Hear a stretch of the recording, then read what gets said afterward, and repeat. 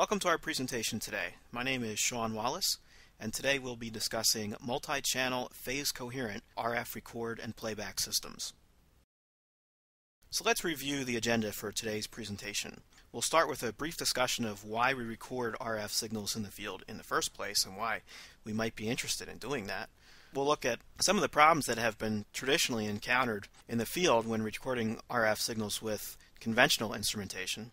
We'll discuss Calbay's open architecture for solving some of those conventional instrumentation limitations. And then we'll have a discussion about some of the more advanced architecture considerations that you need to be aware of for building RF recording systems. Then we'll do a demo of an application we recently built for a customer, and we'll discuss different scenarios for using those recordings in the laboratory. And finally, we'll wrap it up with a full system architecture review. So why do we record RF signals in the field? Well, there are a lot of reasons that you might want to do it, and I'll just go over a few of the most common reasons here and some of the most fundamental reasons. The first reason is to develop accurate RF channel models. The real-world RF transmission and propagation environment is incredibly complex, and over the years, a number of people have developed mathematical models that attempt to predict what that channel is going to look like. But the reality is the channel is different for each frequency range, for different applications, for the antennas in use, for the mobility of the applications. So these mathematical models only go so far. The only way to know what that transmission channel really looks like is to record it. So that's the reason number one. Another fundamental reason to record RF signals is to be able to stress test your algorithms with complex field signals. We'll discuss this later, but laboratory signal generators really are limited in the amount of complexity that they can add to the signals that they generate. So if you want to stress test your algorithms, and specifically if you want to be able to revise your algorithms and test them repeatedly with very complex signals, recordings are fantastically beneficial. The third reason you might be interested in recording RF signals is because you may be working on a prototype that's experiencing intermittent failures in the field. And if they're intermittent, that means by definition they're extremely difficult to reproduce in the laboratory and extremely difficult to fix. So if you have an RF recording system in the field, specifically one that can only record when errors occur, then you will be able to greatly accelerate the time it takes to identify and diagnose intermittent reception failures. So to summarize, field-recorded RF signals can help you test extreme conditions, conditions that you cannot simulate with traditional RF instrumentation. That helps you catch design problems more quickly, reduce the amount of revisions you have to make your design, and ultimately relieve schedule and budget pressures. So let's just take a moment to discuss some of the conventional RF instrumentation, which I'm sure many of you already have in your laboratory, and that usually includes maybe rack and stack signal generators, spectrum analyzers, vector signal analyzers, and maybe even some of you have a channel simulator. All of these instruments have an important place in your laboratory, but they're just not optimized for either recording complex RF signals in the field or creating or playing back complex signals in the laboratory. A signal generator, for example, a rack and stack signal generator, does a fabulous job of creating very pristine and clean signals. Whether it's tones, whether it's digital modulation, they do a great job. And some of the more advanced signal generators will even allow you to add impairments. The problem is that those impairments are somewhat limited. Maybe you can add some white noise, maybe you can add a little bit of dynamics or multipath, but in most cases those dynamics and multipath don't even come close to modeling what actually happens in the real world. So signal generators are limited in the amount of complexity that they can create. Spectrum analyzers, now they do a great job of looking for spurs, measuring power, measuring frequency even, but they don't measure multipath impairment in any way, really. Vector signal analyzers, again, very useful for measuring in the modulation domain, useful for measuring transmitters that have no significant channel impairments, maybe a little bit of nonlinearity that can be easily corrected within the vector signal analyzer. But they really are not designed to measure the highly impaired signal that emerges from a complex propagation. Channel simulators. Now these are devices, as many of you know, that are specifically designed to replicate the transmission channel. The problem is that although they have a lot of features and they're very capable, they have a ton of settings, and the question is, how can you set those settings or configure that instrument so that it matches what actually happens in the real world? I mean, you have to go out in the real world to see what that channel is doing anyway. So there's no way, really, to program these channel simulators so that they can completely recreate the complexity that happens in the field. Channel simulators have their use. They're very important for laboratory testing, controlled laboratory testing, but they have a lot of limitation in that they can't fully model the real world. So recognizing the limitations of the conventional RF instrumentation, there must be another solution, right? And of course there is, and that's what I'm here to talk about today. National Instruments has been selling RF instrumentation in the PXI format for several years now, and it's had a lot of success, and I think a lot of engineers are starting to realize that the performance is there and that these are reliable instruments. And so CalBay has used this National Instruments foundation of RF instrumentation to build a complete platform for RF record and playback. And let's just view this block diagram here and go over some of these elements. So the foundation of this CalBay RF record playback platform is the NI RF instrumentation, and that includes not just the RF instruments, but also high-speed PCI Express, data storage, high-performance CPUs, all of the National Instruments driver software, whether it's NI RFSA or NI RFSG or whatever, all of the National Instruments driver software that you're familiar with. In some cases, there may be some other instrumentation in there as well. The second component of this platform is CalBay application-specific hardware and filtering. Now, there are some applications that have extreme dynamic range requirements, or maybe some other unique requirements for RF performance. And in those cases, CalBay is able to fabricate custom RF filtering, amplification, AGC solutions, and layer them on top of the National Instruments RF instrumentation foundation. So in a lot of ways, we take the NI stuff as a foundation and we supplement it and optimize it for your end application.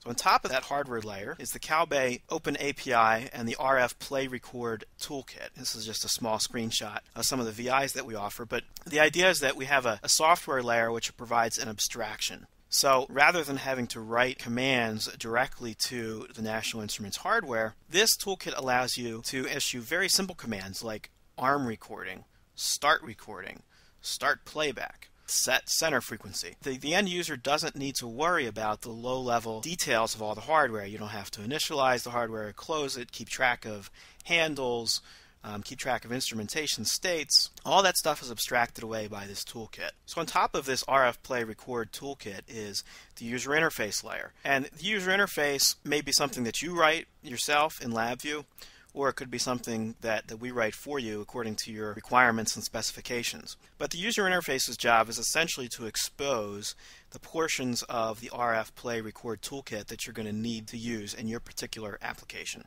And so this is just a small picture to give you some ideas of some of the applications that you might be using this system in. You could use it in GPS, CDMA, GSM, DTV, DAB, WiMAX, any sort of wireless RF standard that you can think of.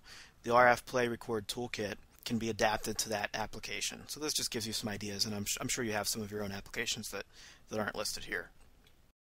Now, when you build and specify an RF record and playback system, there are some important topics that you want to be aware of. And a lot of these things you don't realize until the lesson has already been learned the hard way, and fortunately, we're here to tell you about those hard-learned lessons.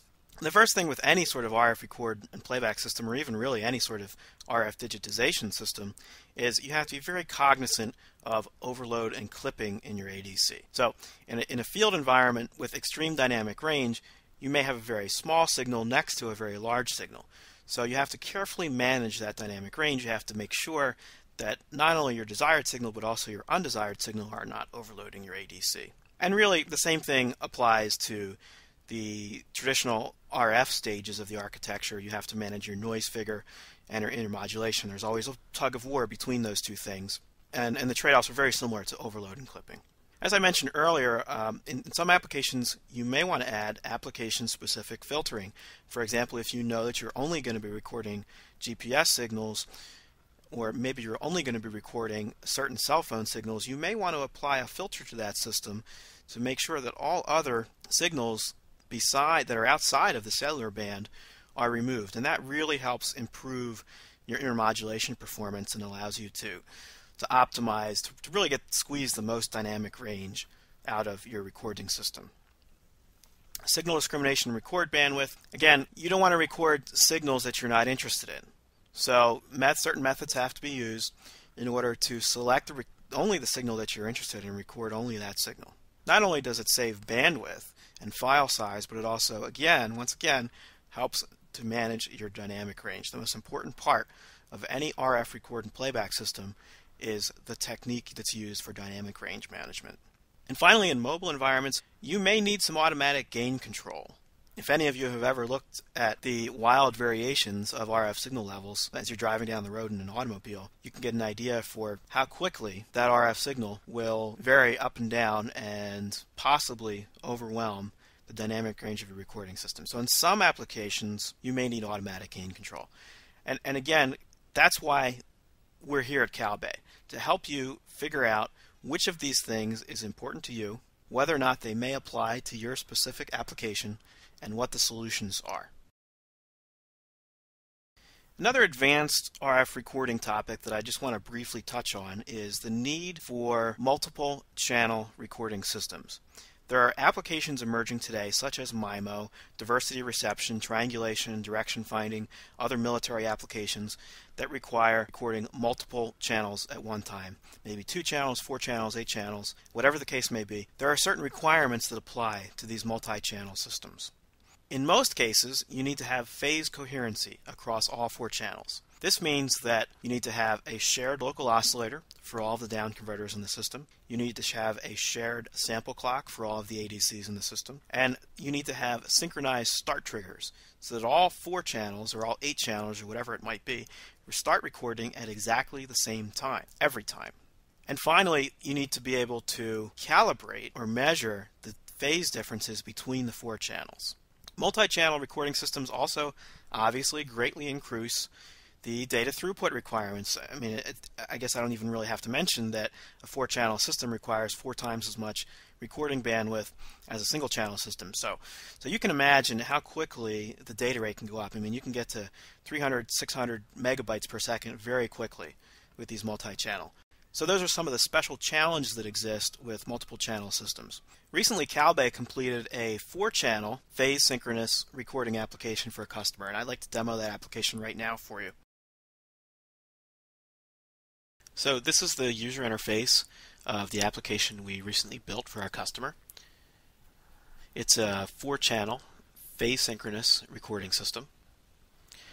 If you think about it, in most recording applications, there's also a requirement for spectrum analysis. In a lot of cases, the user will want to preview a signal before they record it, or maybe they want to search for signals that are interesting to them. So, a well thought out recording system oftentimes will need to include spectrum analysis capabilities, and so that's what we've done here. And the controls are familiar to anyone who has used a traditional spectrum analyzer. We have center frequency, resolution bandwidth, averaging, number of averages, viewing bandwidth, which might be known as span traditionally, reference level. But then we also have this control that's unique to recording systems. It's called record bandwidth. So you can view 50 megahertz and also record 50 megahertz, but in a lot of cases you may want to view 50 megahertz but maybe only record 10 megahertz because your signal is, say, 8 megahertz wide. So this box allows you to specify a recording bandwidth which is something less than the full span. In this particular application, the user also wanted the ability to choose between 13 different input antennas. So we incorporated some RF switching hardware into the platform, and these boxes here allow you to choose different antenna inputs. So once everything is all set up and the inputs look good, you can set your recording duration here, and the system will calculate how big the resultant files will be. And then you're all set. Press record, and the system automatically generates your recording.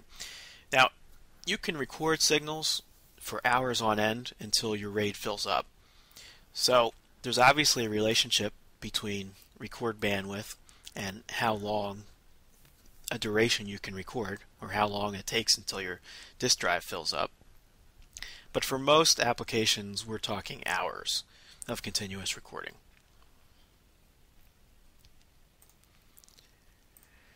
Another feature which is really important for a well thought out recording system is the ability to review files that you've recently recorded. So you can imagine that it's going to take some time and money to send folks out into the field to make the recordings, to find interesting locations, to get them to those locations. So when you record the files in the field, it's really a wise move to review those files immediately so that you don't have to come back later and redo the recordings.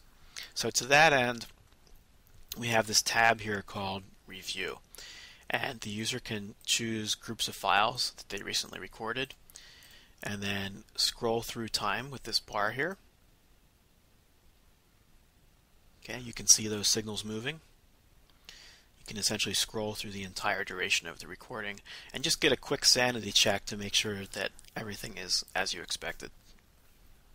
Earlier in the presentation, we briefly touched on phase coherence, and we talked about how you really want to have deterministic phase relationship between all the channels.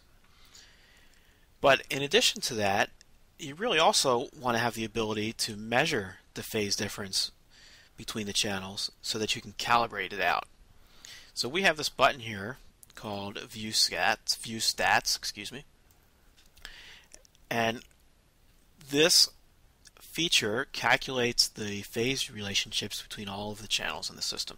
So you can see here that the phase relationship between R1 and R2, or the phase offset between channels R1 and R2, is roughly 7.5 degrees at this frequency. Difference between R1 and R3, 8.1 degrees roughly at this frequency. And you can scroll through time here and see that those phase relationships maintain consistency throughout the entire recording duration. So again, very important feature. In addition to being able to record with phase coherence, you also want to be able to measure the phase relationships between the channels so that you can compensate for that later. Now, the API also has playback functionality. It wasn't implemented for this particular customer's application, but you can imagine that we could have another tab here called Playback, and it would probably look a lot like this with a list of files and maybe play and stop buttons at the bottom. And that's all in the API, and that's the type of interface that you would normally use in a laboratory environment.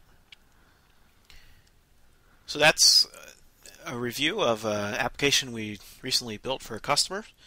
And that gives you, I hope, some idea of the capabilities that are embedded within the CalBay RF Play Record Toolkit.